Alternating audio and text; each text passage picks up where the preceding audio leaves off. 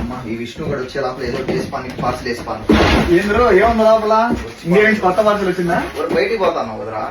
కాదు స్నాక్స్ వచ్చినట్టు ఉంటా ఇండియాకి పంపించాలరా ఇవన్నీ. ఏం చాక్లెట్స్ బిస్కెట్లు ఏంది అన్ని ఇంత మరి నీకు ఎందుకులే కానీ ఏది పిల్ల కాదు నేను చెప్పురా మ్యాటర్. ఎందుకు ఏంది ఏంటి అన్ని ఎవరు?